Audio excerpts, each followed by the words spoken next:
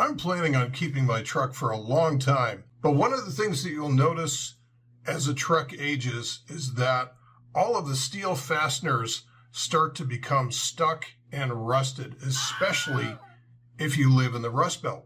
This is the worst part about maintaining an older vehicle, and I can't tell you the number of times that I've snapped off a stud trying to remove a fastener. And once you snap a stud off, you have to drill it out and then tap a helicoil, and those are not exactly easy to have a great outcome from. It's just way better if you're able to remove the original fasteners and then replacing them with new nuts or whatever you have to do. The point here is not to make extra work for yourself by breaking additional things, including studs or bolts, when you're trying to remove this old hardware. And in this video, I'm going to show you a new tool in my collection which is going to aid the disassembly and removal of this old hardware.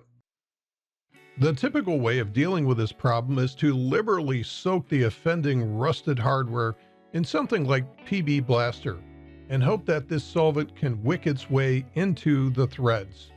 If you're lucky and the hardware is in good shape, this might be enough. But if that doesn't allow the nut to turn, here's where a calibrated elbow and some experience can really help, because you don't want to over torque the nut and potentially snap that stud or bolt. Been there, done that. If you can't easily loosen the nut after PB Blaster, then heat is the next step. Applying heat directly to the nut will cause the metal in the nut to expand more than the bolt or stud does, which helps gain some clearance to help you loosen that nut. Now, the normal way of doing this is via some form of torch, whether it's something low-key like a propane torch, or you could go so far as using an oxyacetylene torch to heat up your hardware. While this is an accepted and time-proven method, it does come with some risk. If you're using concentrated flames near the fuel tank, a little bit of leaking vapor will have disastrous consequences. At the very least, it's pretty easy to burn something behind that nut that you're trying to unfreeze. Is there a better way to do this than using flames? Well, I think so. And the name of the tool is called an induction heater. Let's do a quick unboxing so you can see what this looks like. All right, let's do a little unboxing of this KKSevens magnetic induction heater.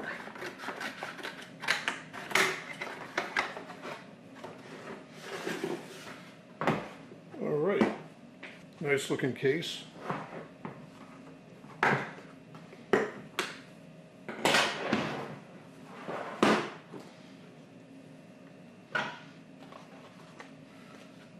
Manual. This is something I like, where you've got, if you set aside the manual, which if you're like me, probably can't find most of them, but you've got instructions on how to use the unit here. And what we've got is a whole ton of these induction coils. Look at these things. So look at all these. So you can pick the coil which is going to fit your application. This is really kind of neat. Lots of them there. And then we've got some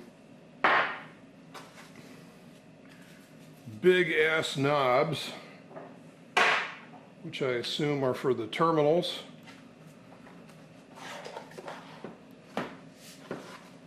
Oh yeah, so they probably go in right there. Who needs a manual? Look at this thing. This thing's a lot beefier than I expected. So basically what you're going to do is connect them into here, twist the knobs, and then we're going to get some instantaneous heat right in that area. Induction heat. There we go. And there's a nice light on here as well too. So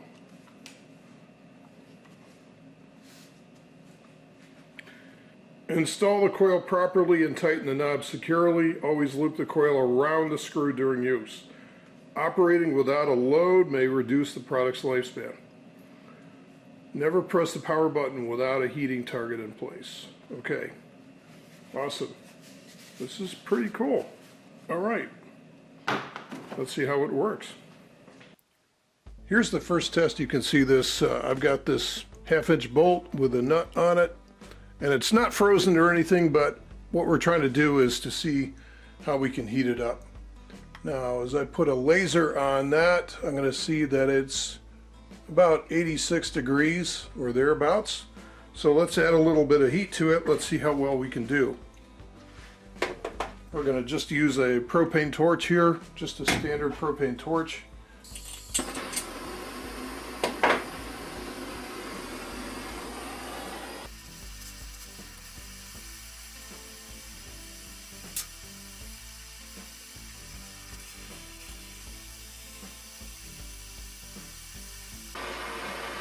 All right, the nut is starting to get a little bit dull looking. It's heating up.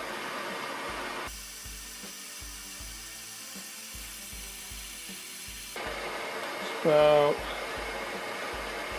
600, 700 degrees right now.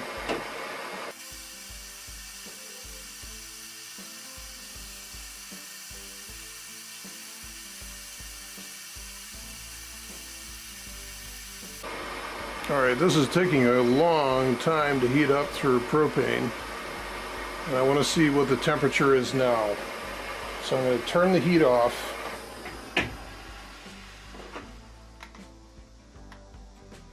And measure that, and I've got anywhere from, it's all over the place really, but it's roughly 600 degrees, 560 to 600 degrees. And now it's starting to cool down. Okay, so we're going to let this cool down for a while, and then we're going to try the induction heater and see if that's a little bit more efficient. Okay, we've got our induction heater now, and remember when I showed you the coils, we've got a number of coils, and they are different sizes. So what we're going to do is we're going to fit the coil. So this one's obviously too small to go around the nut. This one's the next size up, and it just does clear. In my way of thinking, that's probably the closest proximity is going to give us the best effect. However, this could also maybe damage the fabric around there. So what I'm going to do is go up to the next size and see how this does. And if this doesn't give us the right effect, I will go down one size. So we're going to use this one and then try to center this induction coil right around the nut and then see how we do. Now, looking at the temperature, we still have it's about 180, 200 degrees, so it is certainly cooled down, and we would expect to see a lot more temperature. So I'm going to give it a few more minutes to cool down, and then we're going to hit the nut with some induction heating. Okay, the nut is cooled down enough, so we've got our induction heater. We've got it plugged in, and what we need to do is, if you see the button here, this is what we need to hit. But as we read, we've got to have the load around it first. So let's set up for a little induction heating. We're going to hit the button now. And I can hear the thing humming right now. There's definitely a load around there. So I'm going to give it about 2 minutes, and then I'm going to measure the temperature.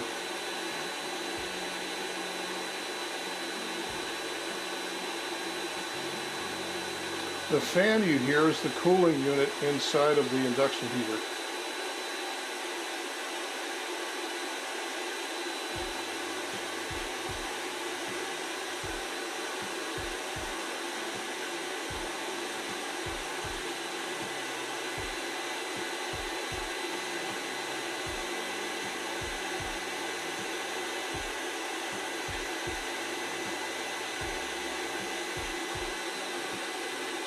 I don't know if you can see that, but the fabric that's covering the wire is discoloring. It's getting very dark, and that's from all the heat. I can feel the heat that this thing is putting off.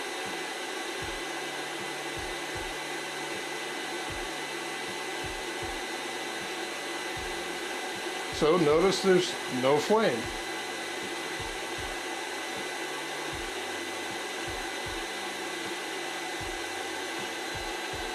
Holy smokes, I can tell that the, look at that. The nut is actually getting cherry red. This is crazy. The nut is getting cherry red. I don't know if you could see it.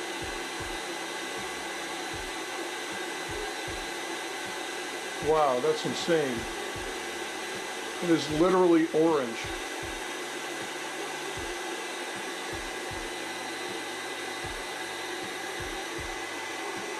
I'm going to turn this light off so you can see this.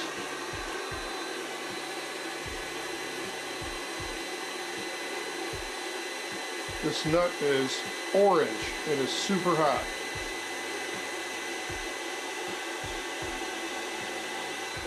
Look at that.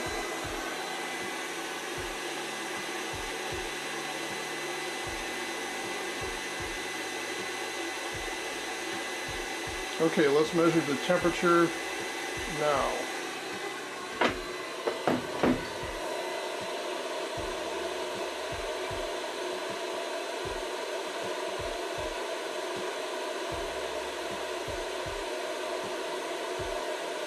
Okay, we're getting readings somewhere in the up to 800, 900.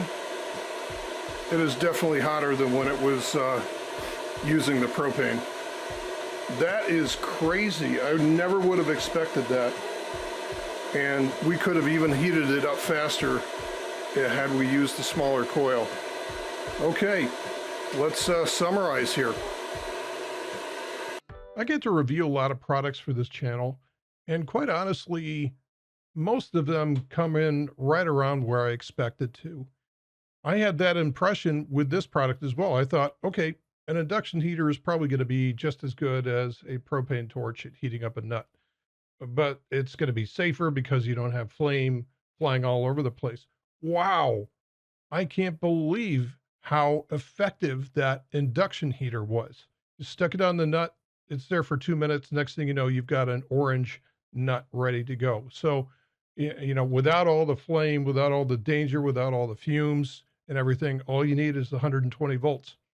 And you've got yourself something that is going to be far, far more effective at loosening that rusted hardware when you get when your truck gets to that age where you need to start breaking loose bolts. And it's not going to be that long for me as well too. So again, I was super blown away. I love this kit. I am so glad to have this in my possession because I'm going to be using this thing for years and years to come. And it's going to be incredibly effective and useful down the road. So if you'd like to know more about this, I've left a link in the description below. It's a reasonable cost for something that's this effective, and I hope you check it out. As always, thanks for watching this video, and we'll see you in the next one.